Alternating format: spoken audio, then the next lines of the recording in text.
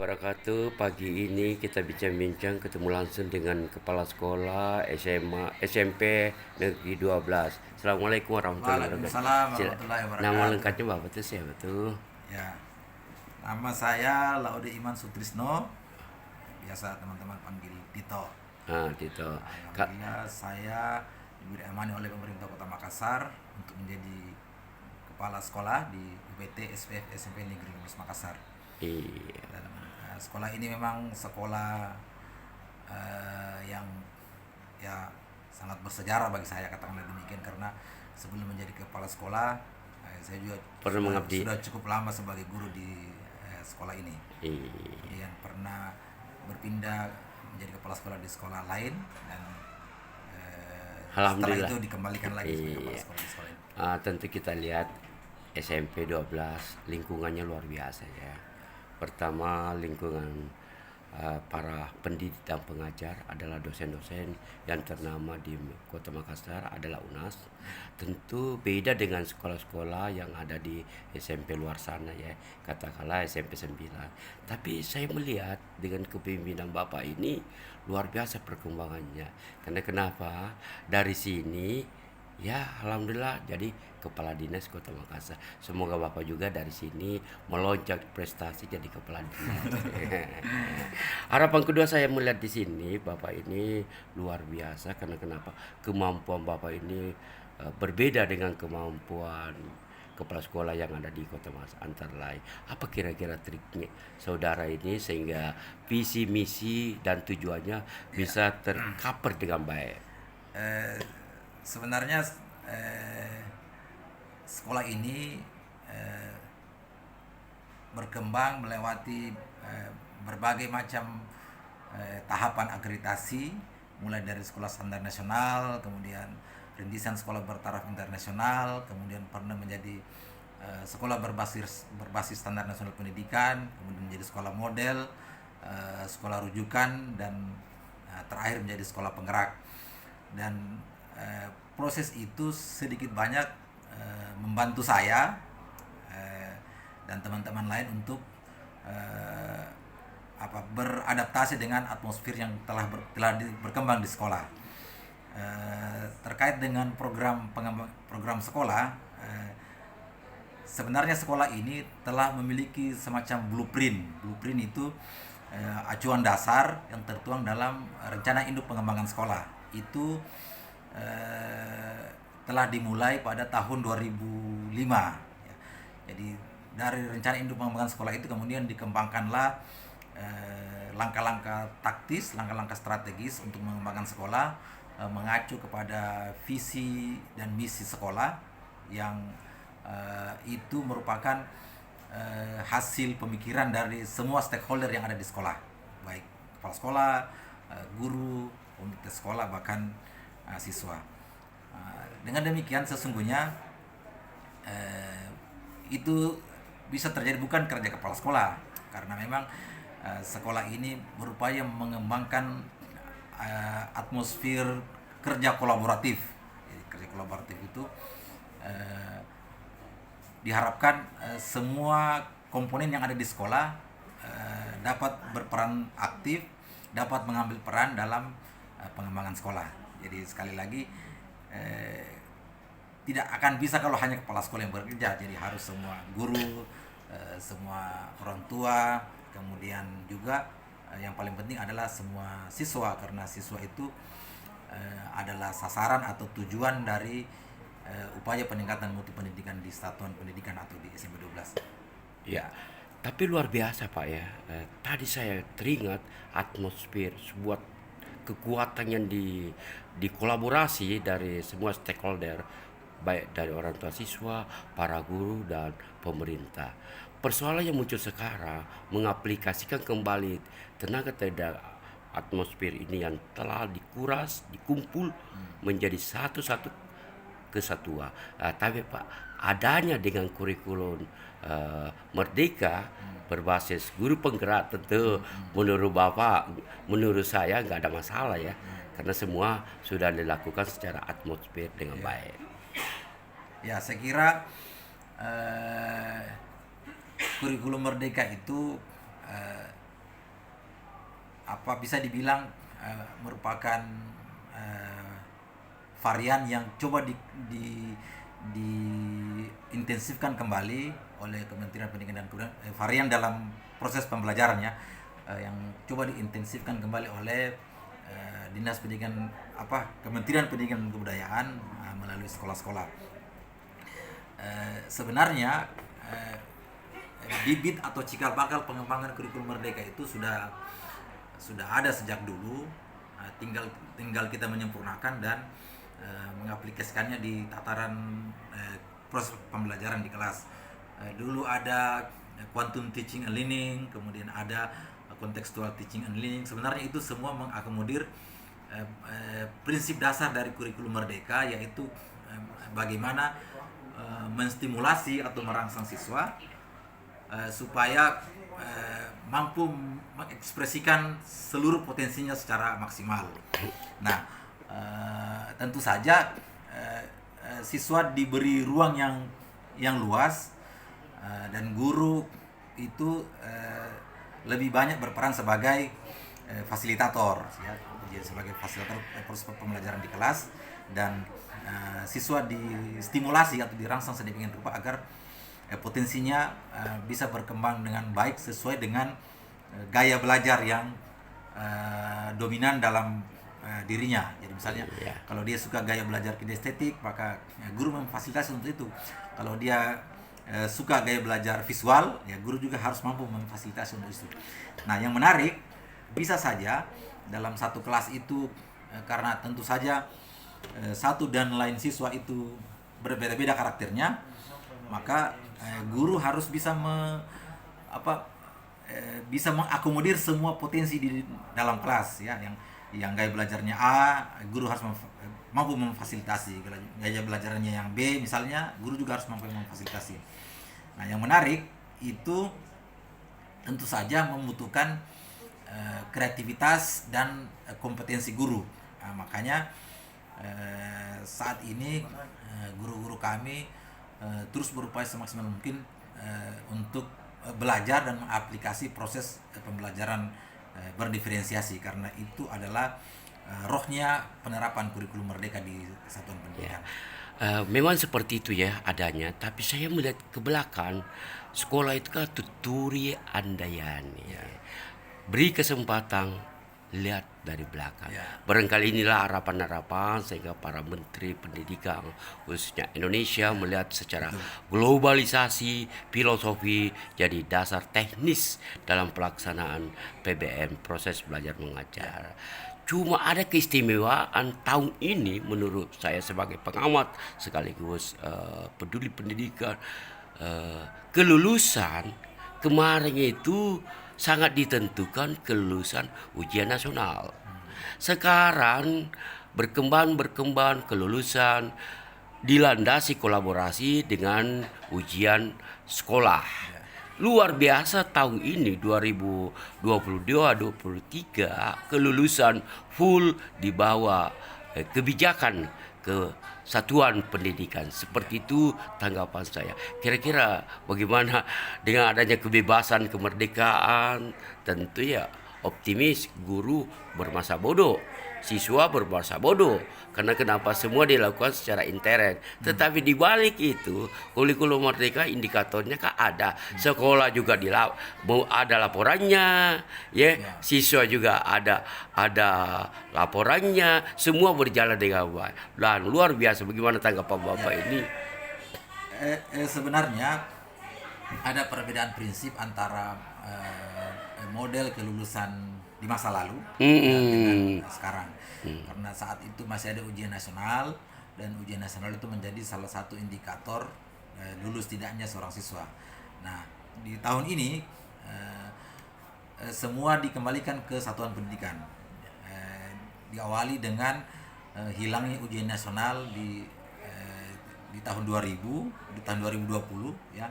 Jadi saat corona, karena kondisi saat itu tidak memungkinkan, ujian nasional ditiadakan oleh kementerian dan diganti formulasinya. Sebenarnya tujuan utama dari ujian nasional saat itu adalah mencoba membuat pemetaan kompetensi siswa di tiap-tiap daerah. Nah, ke belakang tahun ini format ujian nasional itu di dimodifikasi sedemikian rupa sehingga yang diuji itu bukan kelas 9 atau kelas 3, tapi yang diuji itu adalah kelas 8. Namanya itu AKN, Assessment Kompetensi Nasional.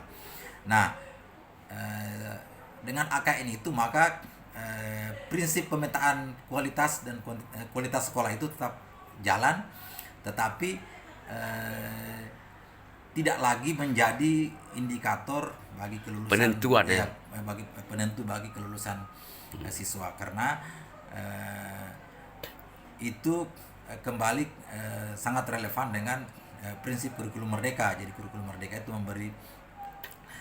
memberi kesempatan seluas-luasnya kepada siswa untuk mengembangkan potensinya. Jadi tidak lagi dibatasi oleh cara evaluasi atau cara mengukur atau menguji ketercapaian siswa dengan cara yang sama. Misalnya yang sama maksudnya dengan ujian nasional itu cara mengujinya itu sama dari Sabang sampai Merauke. Nah di tahun ini kembali ke potensi. Karena kembali ke satuan pendidikan, maka satuan pendidikan diberi keleluasaan lah, katakan demikian, untuk mengukur kompetensi siswa di satuan pendidikannya secara lebih objektif, karena guru atau sekolah yang sesungguhnya lebih tahu kompetensi siswa di sekolah itu. Alhamdulillah, ada yang menarik tadi penjelasan Bapak di kelas 8 itu betul-betul dibuat satu teks sehingga masuk dilepas di ke-9 nilai aman. Padahal titik terangnya biasa-biasa terjadi di 9 atau di kelas 3 atau di kelas 6 atau kalau SMA di kelas 12. Padahal sekarang ini celah 8 kelas 2 terus 12. Nah, ini menandakan bahwa kompetensi-kompetensi ini sudah mulai digarap. Ya, betul.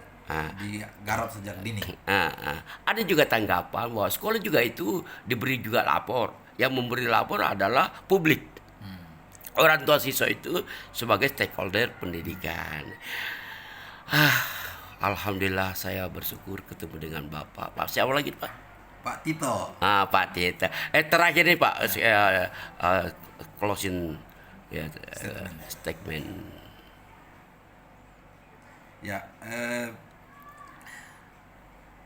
prinsip yang mendasar dari pengembangan kurikulum merdeka di satuan pendidikan adalah keterlibatan semua pihak. Tidak hanya guru atau elemen-elemen yang ada di satuan pendidikan, tapi masyarakat juga harusnya berperan aktif. Nah, peran aktif masyarakat itu bisa dilakukan dalam berbagai formulasi, dalam berbagai bentuk. Nah, salah satunya masyarakat itu bisa terlibat secara aktif dalam memberi warna sekolah. Betul.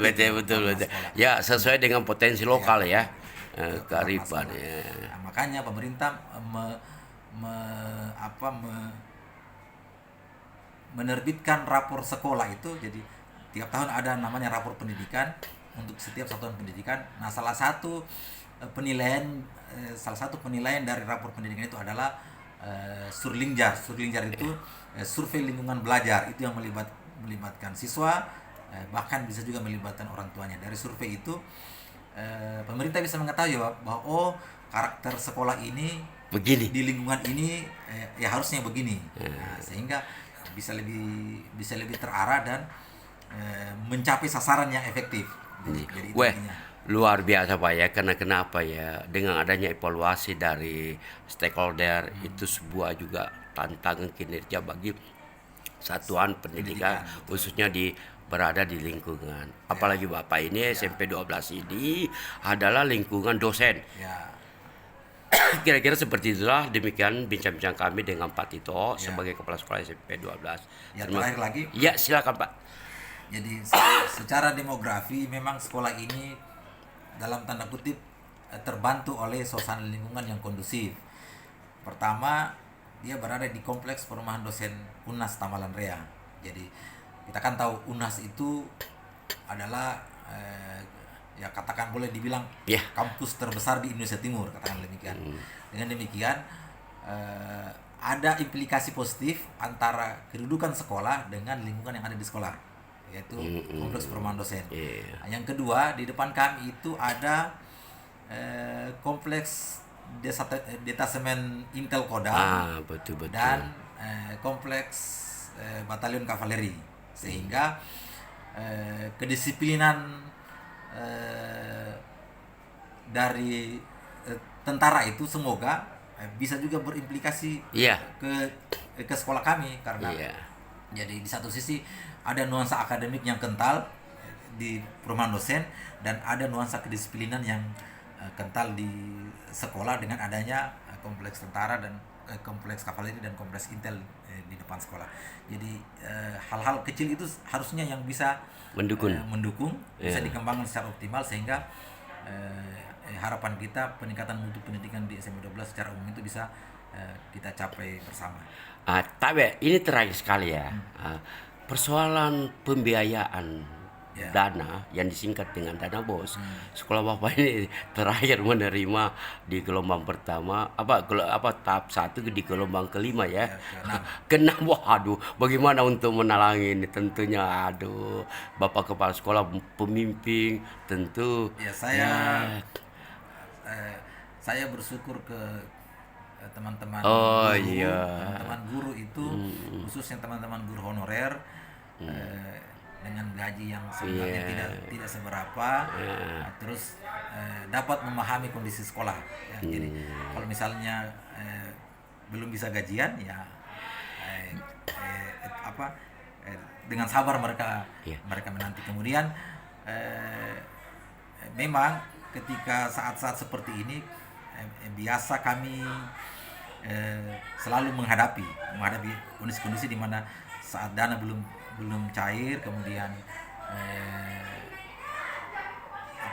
gaji atau honor guru dan pegawai itu harus dibayar.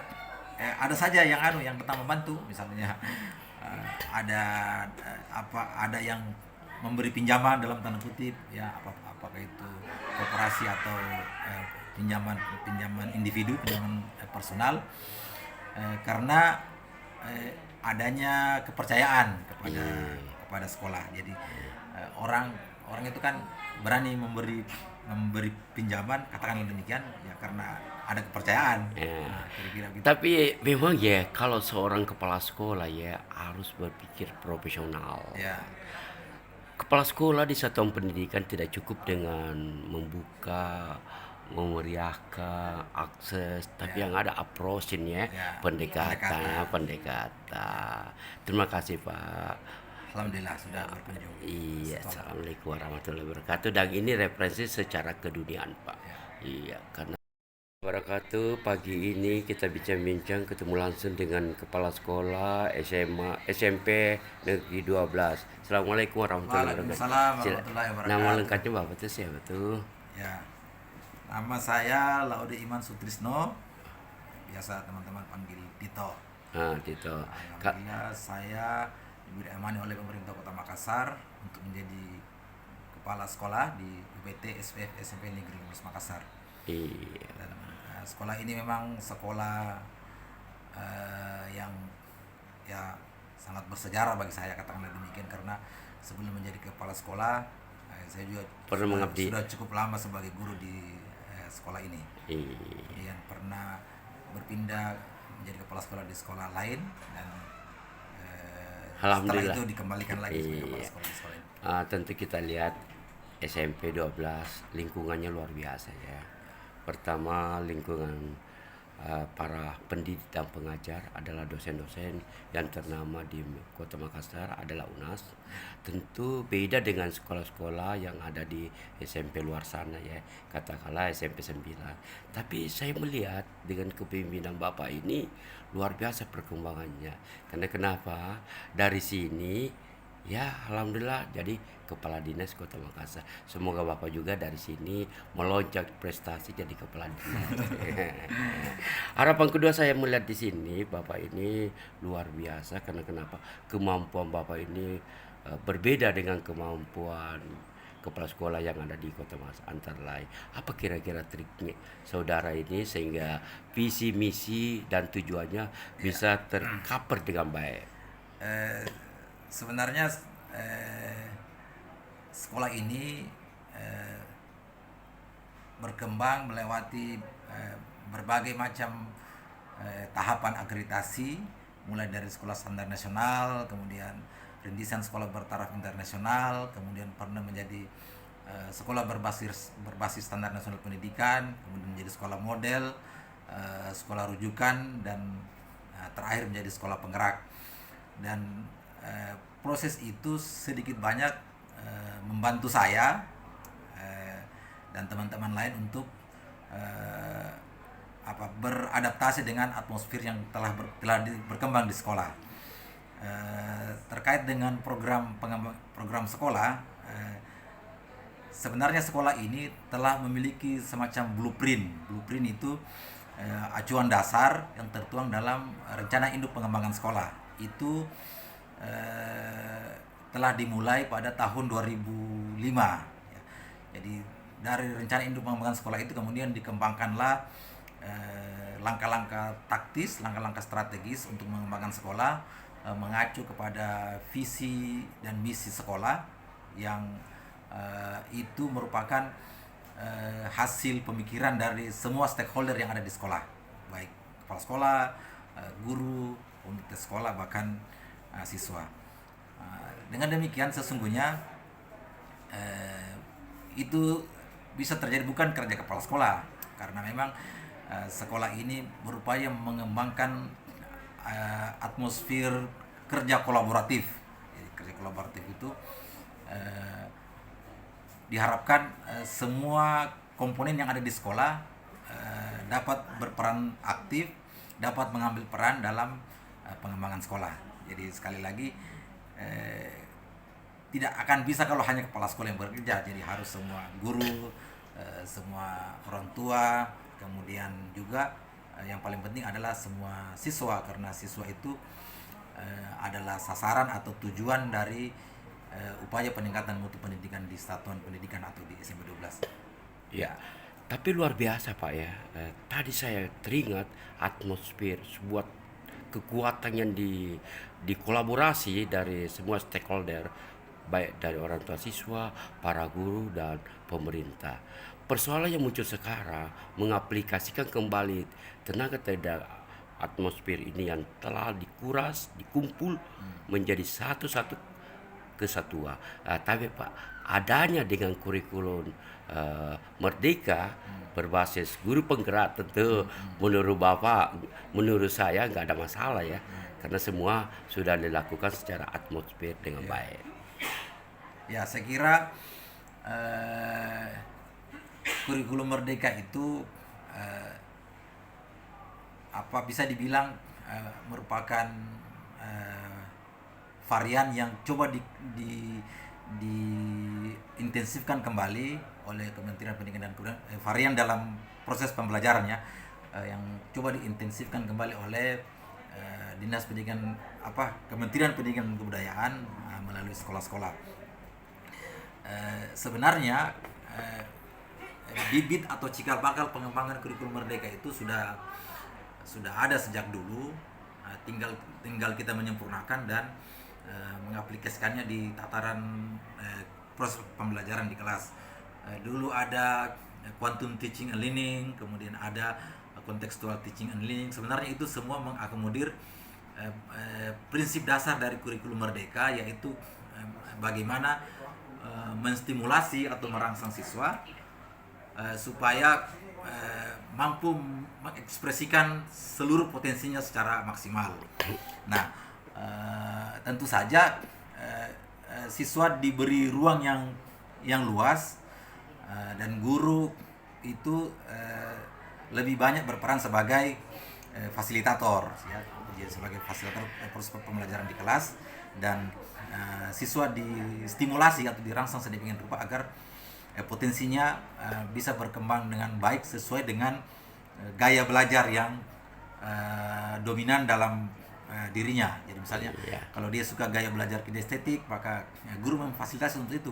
Kalau dia suka gaya belajar visual, ya guru juga harus mampu memfasilitasi untuk itu. Nah, yang menarik, bisa saja dalam satu kelas itu karena tentu saja satu dan lain siswa itu berbeda-beda karakternya, maka guru harus bisa bisa mengakomodir semua potensi di dalam kelas, ya. Yang gaya belajarnya A, guru harus mampu memfasilitasi.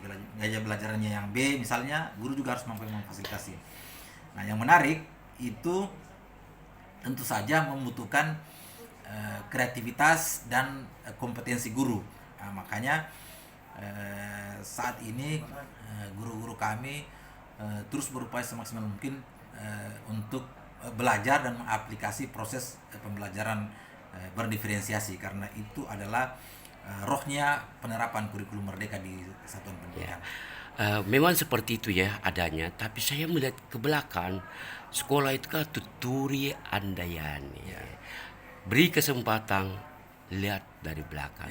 Barangkali inilah harapan-harapan sehingga para menteri pendidikan khususnya Indonesia melihat secara globalisasi filosofi jadi dasar teknis dalam pelaksanaan PBM, proses belajar mengajar.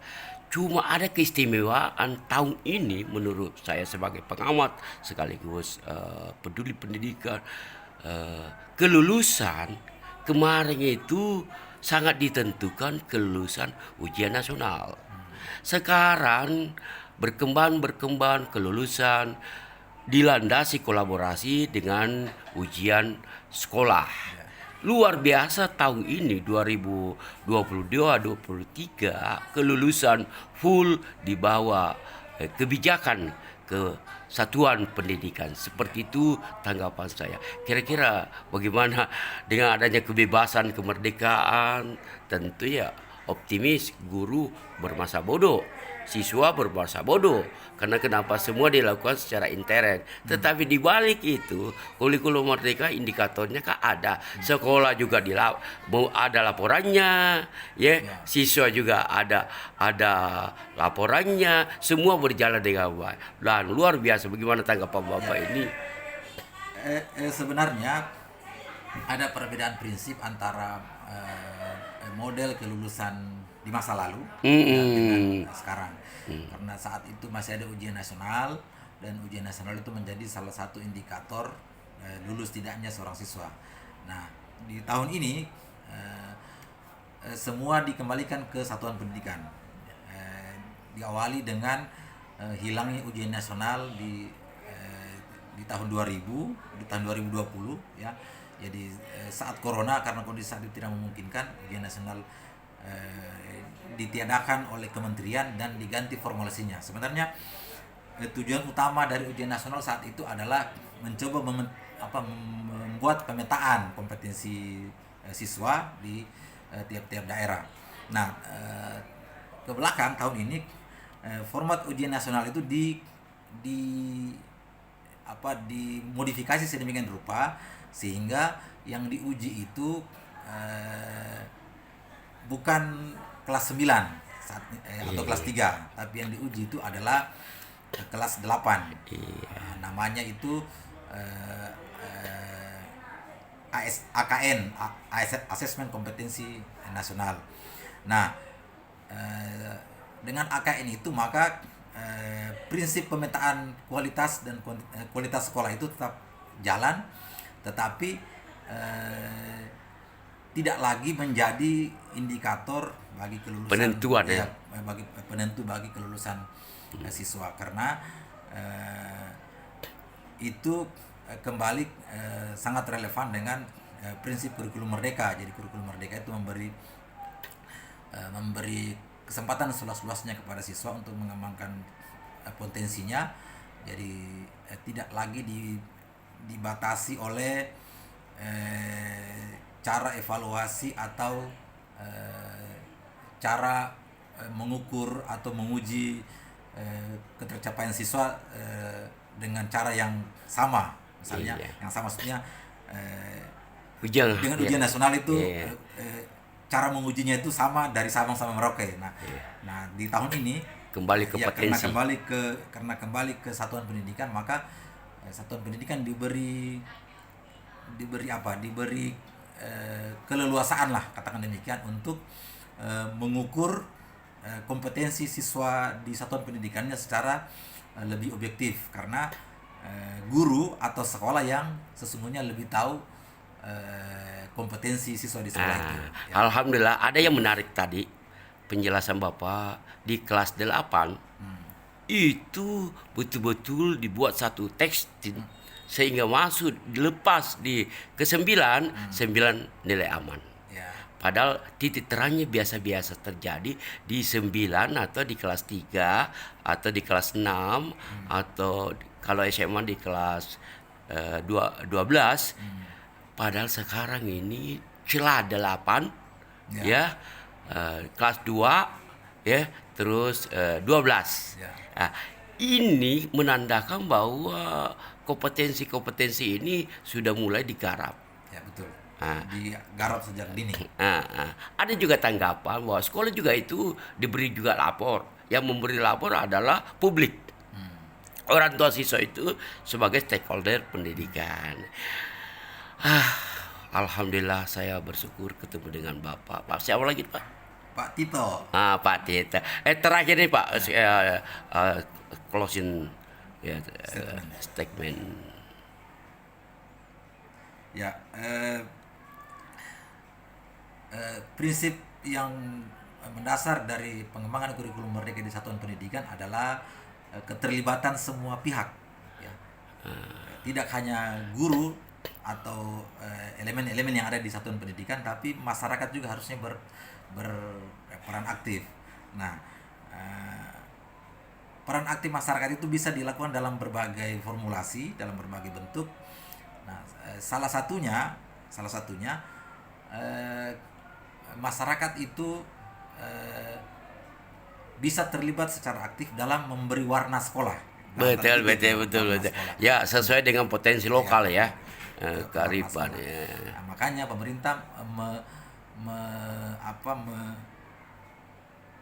menerbitkan rapor sekolah itu. Jadi tiap tahun ada namanya rapor pendidikan untuk setiap satuan pendidikan. Nah, salah satu penilaian dari rapor pendidikan itu adalah Surlingjar. Surlingjar itu survei lingkungan belajar, itu yang melibatkan siswa, bahkan bisa juga melibatkan orang tuanya. Dari survei itu pemerintah bisa mengetahui bahwa karakter sekolah ini Begini. di lingkungan ini ya harusnya begini. Nah, sehingga bisa lebih terarah dan mencapai sasaran yang efektif. Jadi Weh, intinya. luar biasa Pak ya. Karena kenapa ya? Dengan adanya evaluasi dari stakeholder itu sebuah juga tantangan kinerja bagi satuan pendidikan, khususnya berada di lingkungan. Apalagi Bapak ini SMP 12 ini adalah lingkungan dosen. Ya. Kira-kira seperti itulah, demikian bincang-bincang kami dengan Pak Tito sebagai kepala sekolah SMP 12. Ya, terakhir lagi. Ya, silakan Pak. Jadi secara demografi memang sekolah ini dalam tanda kutip terbantu oleh suasana lingkungan yang kondusif. Pertama, dia berada di kompleks perumahan dosen UNAS Tamalan Rea. Jadi kita kan tahu UNAS itu adalah ya katakan boleh dibilang kampus terbesar di Indonesia Timur, katakan demikian. Dengan demikian ada implikasi positif antara kedudukan sekolah dengan lingkungan yang ada di sekolah, yaitu kompleks perumahan dosen.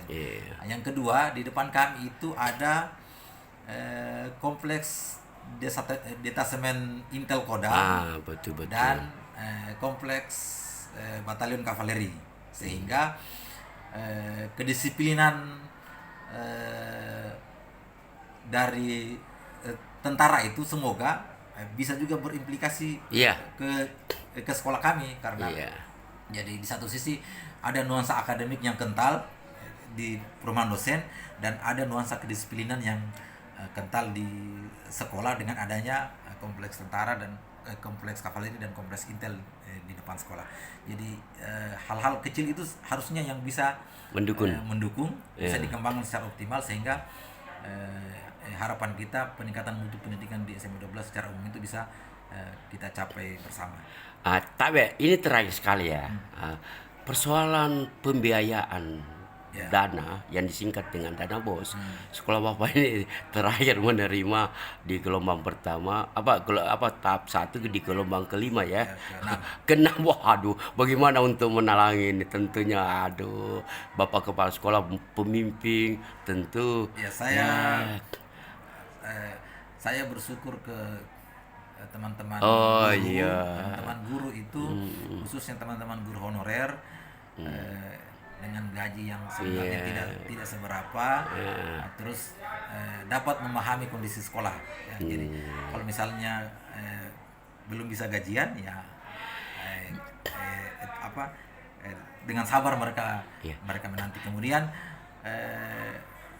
memang ketika saat-saat seperti ini biasa kami selalu menghadapi kondisi-kondisi di mana saat dana belum cair, kemudian gaji atau honor guru dan pegawai itu harus dibayar. Ada saja yang pertama membantu, misalnya ada yang memberi pinjaman dalam tanda kutip ya, apakah itu koperasi atau pinjaman individu, pinjaman personal, karena adanya kepercayaan kepada sekolah. Jadi orang itu kan berani memberi pinjaman, katakanlah demikian ya, karena ada kepercayaan. Kira-kira gitu. Tapi memang ya, kalau seorang kepala sekolah ya harus berpikir profesional. Ya. Kepala sekolah di satuan pendidikan tidak cukup dengan membuka, memeriahkan akses, tapi yang ada approach-in ya, pendekatan. Terima kasih Pak. Alhamdulillah sudah berkunjung. Iya, assalamualaikum warahmatullahi wabarakatuh. Dan ini referensi secara keduniaan Pak. Iya, karena wabarakatuh. Pagi ini kita bincang-bincang ketemu langsung dengan kepala sekolah SMP Negeri 12. Assalamualaikum warahmatullahi wabarakatuh. Waalaikumsalam warahmatullahi wabarakatuh. Nama lengkapnya Bapak itu siapa tuh? Ya, nama saya Laude Iman Sutrisno, biasa teman-teman panggil Tito. Tito. Alhamdulillah saya diberi amani oleh pemerintah Kota Makassar untuk menjadi kepala sekolah di UPT SPF SMP Negeri 12 Makassar. Iya. Dan sekolah ini memang sekolah yang ya sangat bersejarah bagi saya, katakanlah demikian, karena sebelum menjadi kepala sekolah saya juga sudah cukup lama sebagai guru di sekolah ini. Yang pernah berpindah menjadi kepala sekolah di sekolah lain, dan setelah itu dikembalikan lagi sebagai kepala sekolah di sekolah ini. Tentu kita lihat SMP 12 lingkungannya luar biasa ya. Pertama, lingkungan para pendidik dan pengajar adalah dosen-dosen yang ternama di Kota Makassar adalah UNAS. Tentu beda dengan sekolah-sekolah yang ada di SMP luar sana ya, katakanlah SMP 9. Tapi saya melihat dengan kepemimpinan Bapak ini luar biasa perkembangannya. Karena kenapa? Dari sini ya alhamdulillah jadi kepala dinas Kota Makassar. Semoga Bapak juga dari sini melonjak prestasi jadi kepala dinas. Harapan kedua saya melihat di sini Bapak ini luar biasa, karena kenapa? Kemampuan Bapak ini berbeda dengan kemampuan kepala sekolah yang ada di Kota Makassar. Antara lain, apa kira-kira triknya saudara ini sehingga visi misi dan tujuannya bisa tercover dengan baik? Sebenarnya sekolah ini berkembang melewati berbagai macam tahapan akreditasi, mulai dari sekolah standar nasional, kemudian rintisan sekolah bertaraf internasional, kemudian pernah menjadi sekolah berbasis standar nasional pendidikan, kemudian menjadi sekolah model, sekolah rujukan, dan terakhir menjadi sekolah penggerak. Dan proses itu sedikit banyak membantu saya dan teman-teman lain untuk beradaptasi dengan atmosfer yang telah berkembang di sekolah. Terkait dengan program sekolah, sebenarnya sekolah ini telah memiliki semacam blueprint. Blueprint itu acuan dasar yang tertuang dalam rencana induk pengembangan sekolah. Itu telah dimulai pada tahun 2005. Jadi dari rencana induk pengembangan sekolah itu kemudian dikembangkanlah langkah-langkah taktis, langkah-langkah strategis untuk mengembangkan sekolah, mengacu kepada visi dan misi sekolah yang itu merupakan hasil pemikiran dari semua stakeholder yang ada di sekolah, baik kepala sekolah, guru, komunitas sekolah, bahkan siswa. Dengan demikian sesungguhnya itu bisa terjadi bukan kerja kepala sekolah, karena memang sekolah ini berupaya mengembangkan atmosfer kerja kolaboratif. Jadi, kerja kolaboratif itu diharapkan semua komponen yang ada di sekolah dapat berperan aktif, dapat mengambil peran dalam pengembangan sekolah. Jadi sekali lagi tidak akan bisa kalau hanya kepala sekolah yang bekerja. Jadi harus semua guru, semua orang tua, kemudian juga yang paling penting adalah semua siswa, karena siswa itu adalah sasaran atau tujuan dari upaya peningkatan mutu pendidikan di satuan pendidikan atau di SMP 12. Ya, tapi luar biasa Pak ya. Tadi saya teringat atmosfer sebuah kekuatan yang dikolaborasi dari semua stakeholder, baik dari orang tua siswa, para guru, dan pemerintah. Persoalan yang muncul sekarang mengaplikasikan kembali tenaga atmosfer ini yang telah dikuras, dikumpul menjadi satu kesatuan. Tapi Pak, adanya dengan kurikulum Merdeka berbasis guru penggerak, tentu menurut Bapak, menurut saya nggak ada masalah ya, karena semua sudah dilakukan secara atmosfer dengan baik. Ya, saya kira kurikulum Merdeka itu bisa dibilang merupakan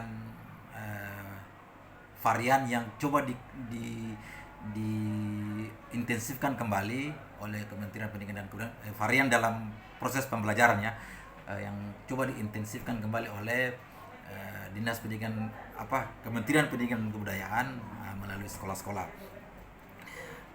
Sebenarnya bibit atau cikal bakal pengembangan kurikulum Merdeka itu sudah ada sejak dulu, tinggal kita menyempurnakan dan mengaplikasikannya di tataran proses pembelajaran di kelas.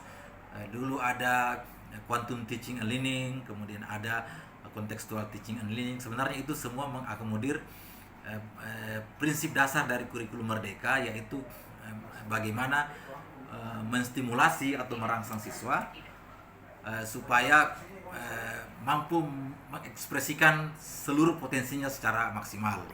Nah, tentu saja siswa diberi ruang yang luas, dan guru itu lebih banyak berperan sebagai fasilitator, ya, sebagai fasilitator proses pembelajaran di kelas, dan siswa distimulasi atau dirangsang sedemikian rupa agar potensinya bisa berkembang dengan baik sesuai dengan gaya belajar yang dominan dalam dirinya. Jadi misalnya kalau dia suka gaya belajar kinestetik, maka guru memfasilitasi untuk itu. Kalau dia suka gaya belajar visual, ya guru juga harus mampu memfasilitasi untuk itu. Nah, yang menarik, bisa saja dalam satu kelas itu karena tentu saja satu dan lain siswa itu berbeda-beda karakternya, maka guru harus bisa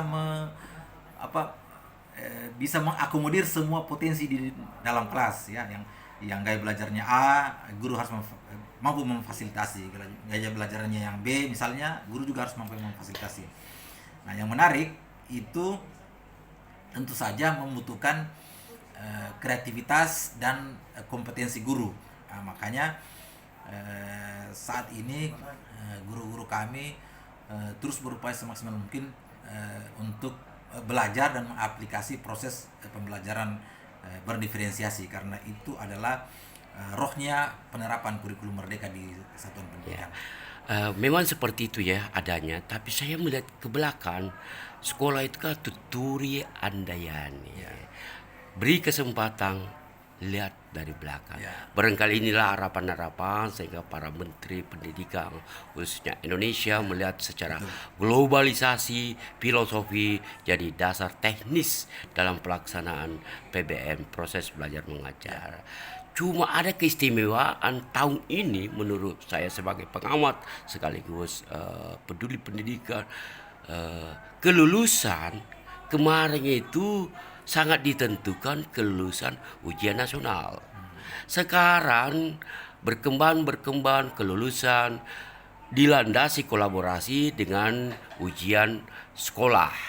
Luar biasa tahun ini 2022-23 kelulusan full di bawah kebijakan kesatuan pendidikan. Seperti itu tanggapan saya. Kira-kira bagaimana dengan adanya kebebasan kemerdekaan?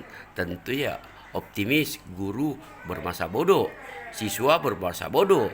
Karena kenapa semua dilakukan secara intern. Tetapi di balik itu kurikulum merdeka indikatornya kan ada. Sekolah juga ada laporannya, ya. Siswa juga ada laporannya. Semua berjalan dengan baik. Dan luar biasa. Bagaimana tanggapan Bapak ini? Sebenarnya ada perbedaan prinsip antara model kelulusan di masa lalu dengan sekarang.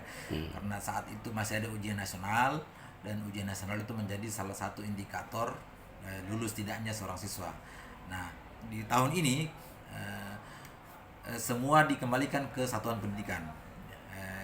Diawali dengan hilangnya ujian nasional di tahun 2000, di tahun 2020 ya.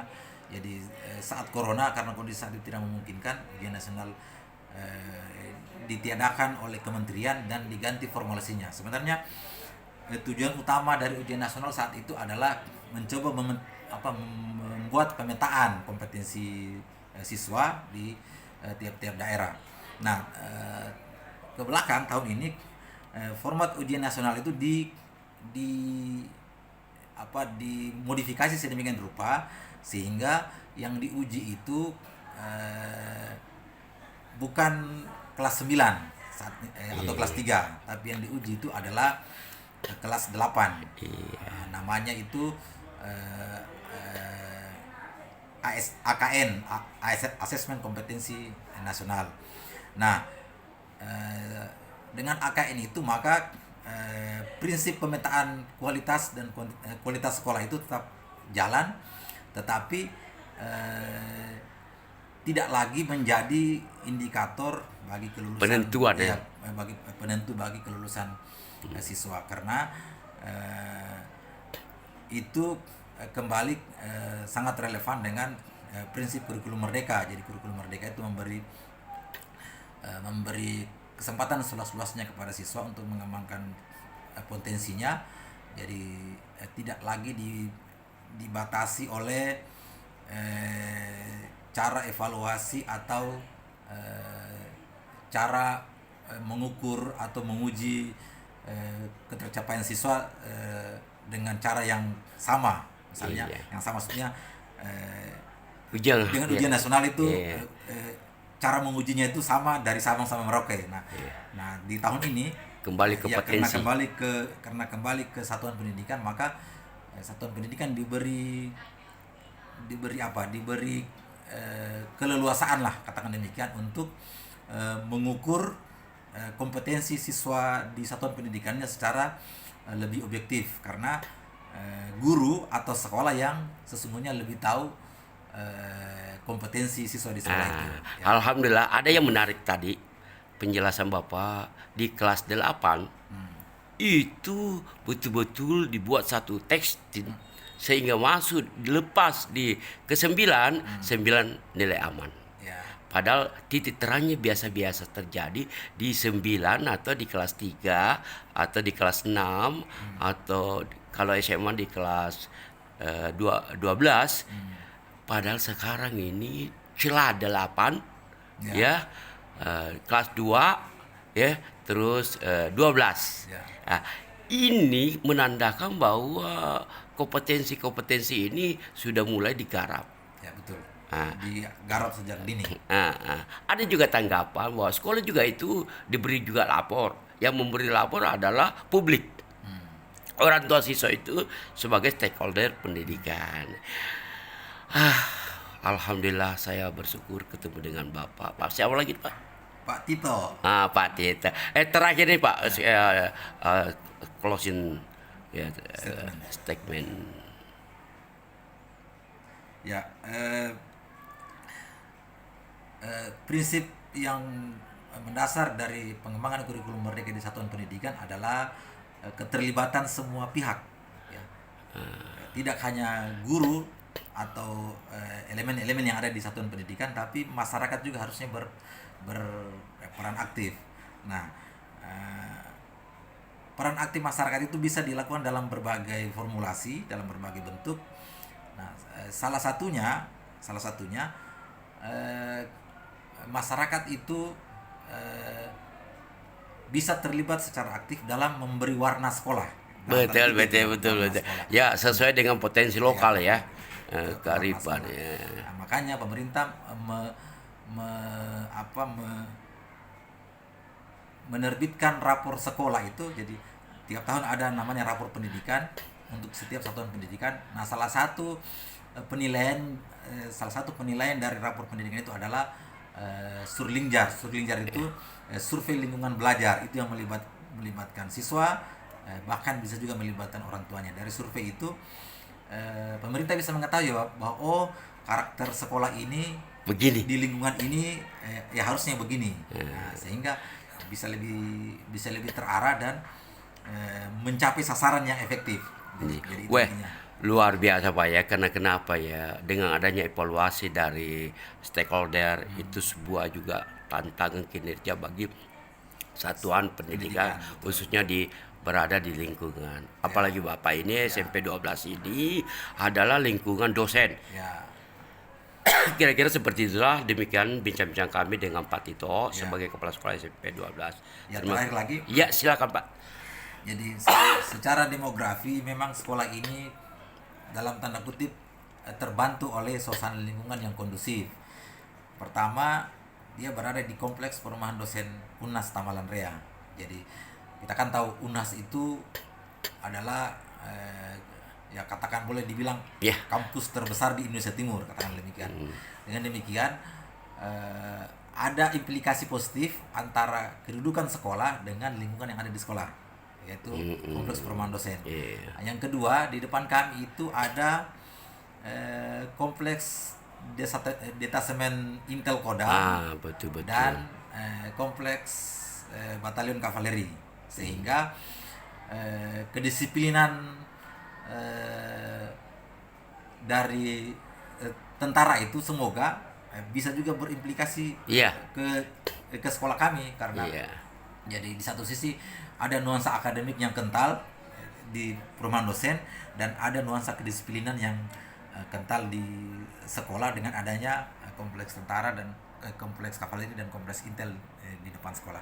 Jadi hal-hal kecil itu harusnya yang bisa mendukung bisa dikembangkan secara optimal, sehingga harapan kita peningkatan mutu pendidikan di SMP 12 secara umum itu bisa kita capai bersama. Tapi ini terakhir sekali ya. Persoalan pembiayaan dana yang disingkat dengan dana BOS. Sekolah Bapak ini terakhir menerima di gelombang pertama tahap 1 di gelombang kelima ya. Kenapa? Aduh, bagaimana untuk menalangi ini? Tentunya Bapak Kepala Sekolah pemimpin tentu. Ya,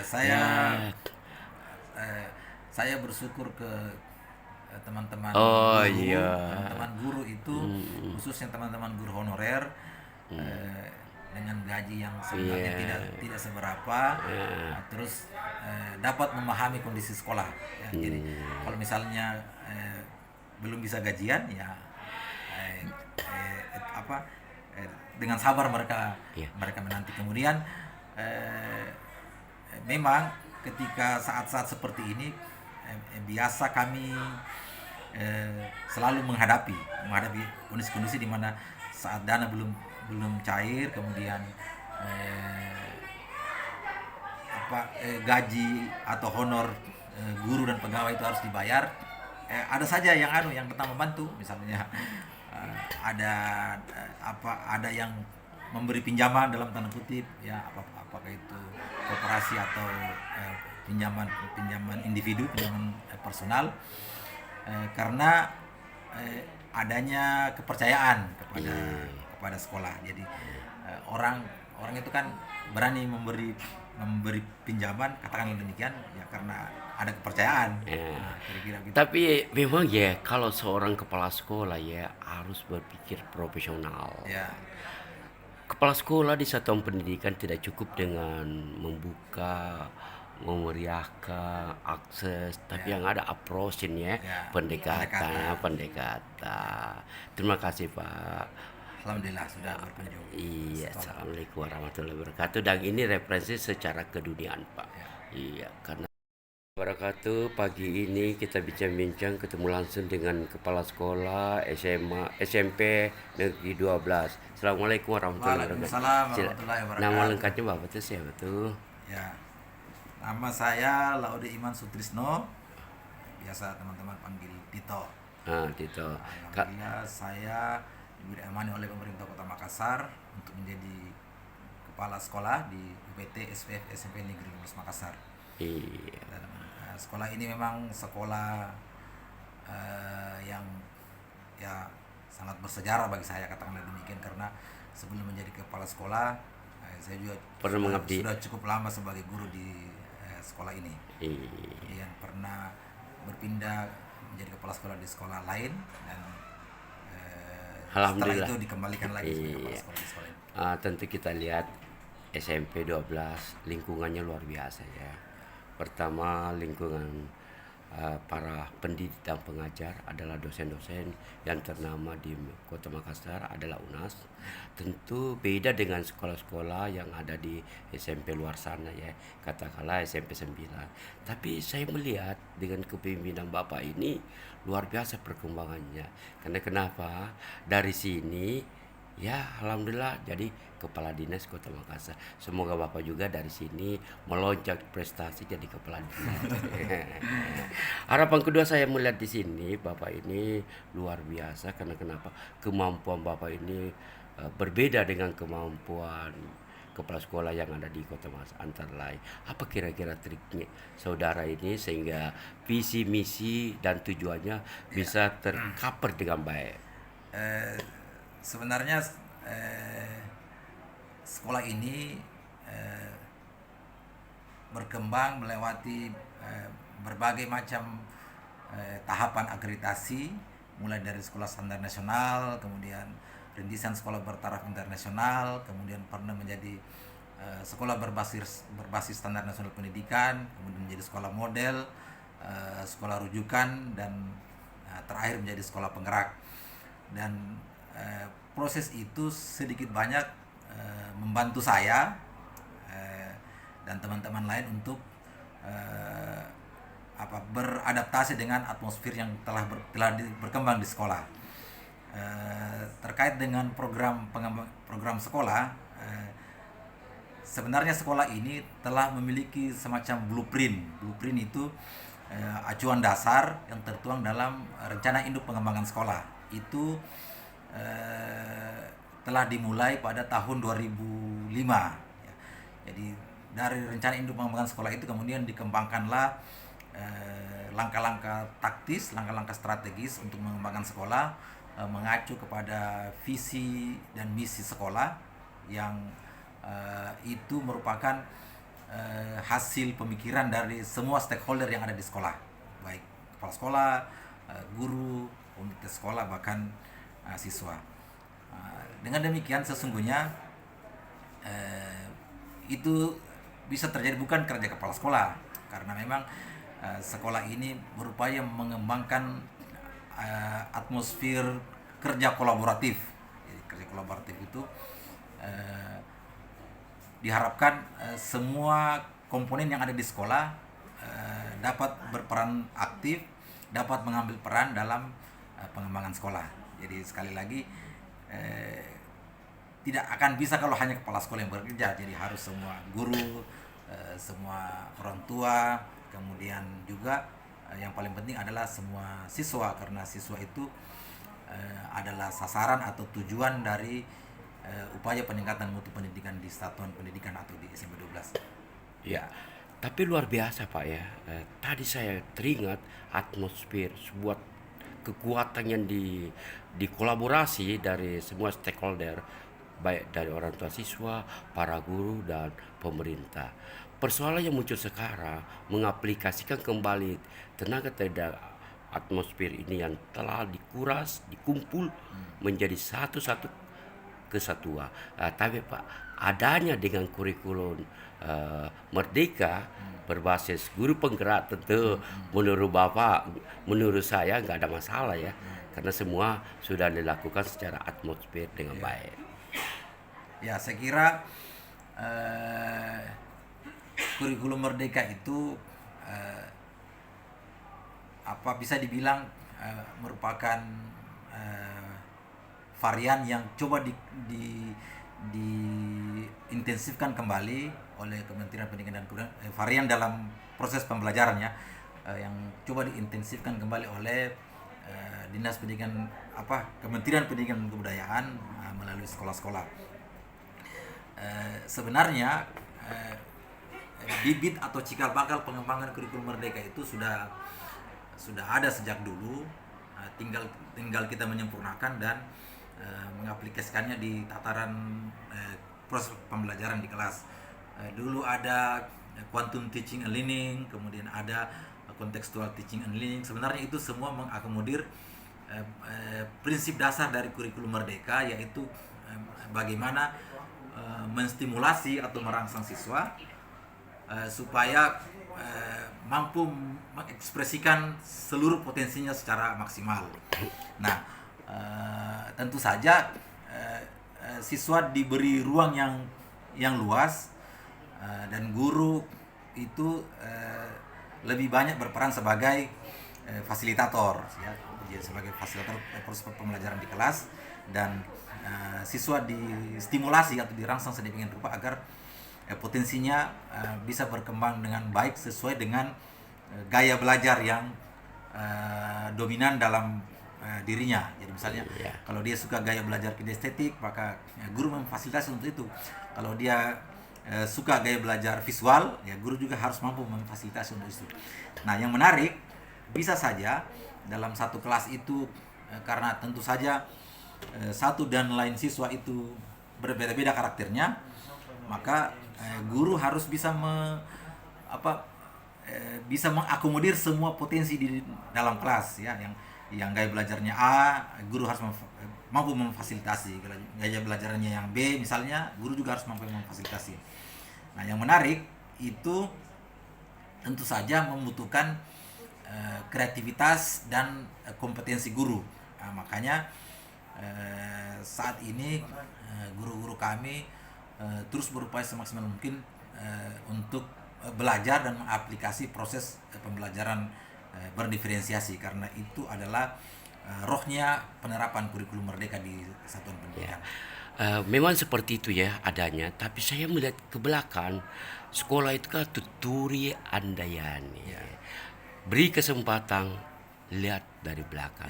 Barangkali inilah harapan-harapan sehingga para menteri pendidikan khususnya Indonesia melihat secara globalisasi filosofi jadi dasar teknis dalam pelaksanaan PBM, proses belajar mengajar. Cuma ada keistimewaan tahun ini menurut saya sebagai pengamat sekaligus peduli pendidikan, kelulusan kemarin itu sangat ditentukan kelulusan ujian nasional. Sekarang berkembang kelulusan dilandasi kolaborasi dengan ujian sekolah. luar biasa tahun ini 2022-23 kelulusan full di bawah kebijakan kesatuan pendidikan. Seperti itu tanggapan saya. Kira-kira bagaimana dengan adanya kebebasan kemerdekaan? Tentu ya optimis, guru bermasa bodoh, siswa bermasa bodoh. Karena kenapa semua dilakukan secara intern. Tetapi di balik itu kurikulum merdeka indikatornya kan ada. Sekolah juga mau ada laporannya, ya. Siswa juga ada laporannya. Semua berjalan dengan baik. Dan luar biasa. Bagaimana tanggapan Bapak ini? Sebenarnya ada perbedaan prinsip antara model kelulusan di masa lalu dengan sekarang. Karena saat itu masih ada ujian nasional, dan ujian nasional itu menjadi salah satu indikator lulus tidaknya seorang siswa. Nah, di tahun ini semua dikembalikan ke satuan pendidikan. Diawali dengan hilangnya ujian nasional di tahun 2020 ya. Jadi saat corona, karena kondisi saat itu tidak memungkinkan, ujian nasional ditiadakan oleh kementerian dan diganti formulasinya. Sebenarnya tujuan utama dari ujian nasional saat itu adalah mencoba membuat pemetaan kompetensi siswa di tiap-tiap daerah. Nah, ke belakang tahun ini format ujian nasional itu dimodifikasi sedemikian rupa sehingga yang diuji itu bukan kelas 9 atau kelas 3, tapi yang diuji itu adalah kelas 8. Namanya itu AKN, Assessment Kompetensi Nasional. Nah, dengan AKN itu maka prinsip pemetaan kualitas dan kualitas sekolah itu tetap jalan, tetapi tidak lagi menjadi indikator bagi kelulusan, penentuan bagi kelulusan siswa, karena itu kembali sangat relevan dengan prinsip kurikulum merdeka. Jadi kurikulum merdeka itu memberi kesempatan seluas-luasnya kepada siswa untuk mengembangkan potensinya. Jadi tidak lagi dibatasi oleh cara evaluasi atau cara mengukur atau menguji ketercapaian siswa dengan cara yang sama. Misalnya yang sama maksudnya dengan ujian nasional itu cara mengujinya itu sama dari Sabang sampai Merauke. Nah di tahun ini kembali ke potensi. Karena kembali ke satuan pendidikan, maka satuan pendidikan diberi keleluasaan lah, katakan demikian, untuk mengukur kompetensi siswa di satuan pendidikannya secara lebih objektif, karena guru atau sekolah yang sesungguhnya lebih tahu kompetensi siswa di sekolah itu. Ya. Alhamdulillah, ada yang menarik tadi penjelasan Bapak di kelas 8 itu betul-betul dibuat satu teks sehingga masuk dilepas di ke-9 nilai aman. Ya. Padahal titik terangnya biasa-biasa terjadi di 9 atau di kelas 3 atau di kelas 6 atau kalau SMA di kelas 12. Padahal sekarang ini celah 8 ya, kelas 2 ya, terus 12. Ya. Nah, ini menandakan bahwa kompetensi ini sudah mulai digarap. Ya, betul. Digarap sejak dini. Ada juga tanggapan bahwa sekolah juga itu diberi juga lapor. Yang memberi lapor adalah publik. Orang tua siswa itu sebagai stakeholder pendidikan. Alhamdulillah saya bersyukur ketemu dengan Bapak. Pak, siapa lagi Pak? Pak Tito. Pak Tito. Terakhir nih Pak, closing statement. Ya, prinsip yang mendasar dari pengembangan kurikulum merdeka di satuan pendidikan adalah keterlibatan semua pihak. Ya. Tidak hanya guru, atau elemen-elemen yang ada di satuan pendidikan, tapi masyarakat juga harusnya berperan aktif. Nah, peran aktif masyarakat itu bisa dilakukan dalam berbagai formulasi, dalam berbagai bentuk. Nah, salah satunya masyarakat itu bisa terlibat secara aktif dalam memberi warna sekolah. Betul, betul. Sekolah. Ya, sesuai dengan potensi lokal ya. Warna Kearifan sekolah. ya. Nah, makanya pemerintah menerbitkan rapor sekolah itu. Jadi tiap tahun ada namanya rapor pendidikan untuk setiap satuan pendidikan. Nah, salah satu penilaian dari rapor pendidikan itu adalah Surlingjar. Surlingjar itu survei lingkungan belajar, itu yang melibatkan siswa, bahkan bisa juga melibatkan orang tuanya. Dari survei itu pemerintah bisa mengetahui bahwa karakter sekolah ini Begini. di lingkungan ini ya harusnya begini. Nah, sehingga bisa lebih terarah dan mencapai sasaran yang efektif. Jadi itu Weh, intinya. luar biasa Pak ya, karena kenapa ya, dengan adanya evaluasi dari stakeholder itu sebuah juga tantangan kinerja bagi satuan pendidikan, Pendidikan, betul. khususnya berada di lingkungan. Apalagi Bapak ini SMP 12 ini adalah lingkungan dosen. Ya, Kira-kira seperti itulah, demikian bincang-bincang kami dengan Pak Tito sebagai Kepala Sekolah SMP 12. ya terakhir lagi. Ya, silakan Pak. Jadi secara demografi memang sekolah ini dalam tanda kutip terbantu oleh suasana lingkungan yang kondusif. Pertama, dia berada di kompleks perumahan dosen UNAS Tamalan Rea. Jadi kita kan tahu UNAS itu adalah ya katakan boleh dibilang Ya. kampus terbesar di Indonesia Timur, katakan demikian. Dengan demikian ada implikasi positif antara kedudukan sekolah dengan lingkungan yang ada di sekolah, yaitu kompleks perumahan dosen. Iya. Yang kedua, di depan kami itu ada kompleks detasemen Intel Kodam Betul. dan kompleks batalion kavaleri, sehingga kedisiplinan dari tentara itu semoga bisa juga berimplikasi Iya. ke sekolah kami, karena Iya. jadi di satu sisi ada nuansa akademik yang kental di perumahan dosen, dan ada nuansa kedisiplinan yang kental di sekolah dengan adanya kompleks tentara dan kompleks kavaleri dan kompleks intel di depan sekolah. Jadi hal-hal kecil itu harusnya yang bisa mendukung bisa dikembangkan secara optimal, sehingga harapan kita peningkatan mutu pendidikan di SMP 12 secara umum itu bisa kita capai bersama. Tapi ini terakhir sekali ya. Persoalan pembiayaan dana yang disingkat dengan dana BOS. Sekolah Bapak ini terakhir menerima di gelombang pertama tahap 1 di gelombang kelima ya. Kenapa? Aduh, bagaimana untuk menalangi ini? Tentunya Bapak Kepala Sekolah pemimpin tentu. Ya, saya bersyukur ke teman-teman teman-teman guru itu, khususnya teman-teman guru honorer dengan gaji yang sebenarnya tidak seberapa, terus dapat memahami kondisi sekolah ya. Jadi kalau misalnya belum bisa gajian ya dengan sabar mereka menanti. Kemudian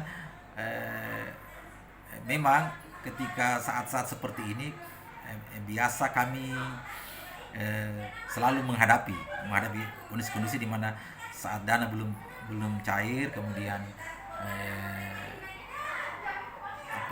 gaji atau honor guru dan pegawai itu harus dibayar.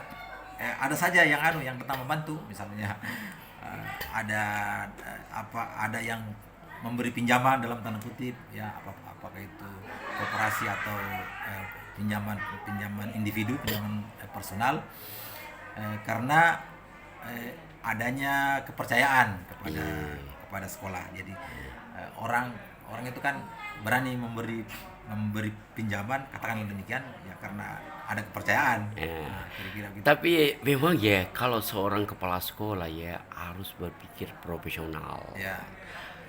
Kepala sekolah di satuan pendidikan tidak cukup dengan membuka memeriahkan akses, tapi yang ada approach-nya, Ya, pendekatannya, pendekatan. Terima kasih Pak. Alhamdulillah sudah berkunjung ke Iya, sekolah. assalamualaikum warahmatullahi wabarakatuh. Dan ini referensi secara keduniaan Pak. Ya. Iya, karena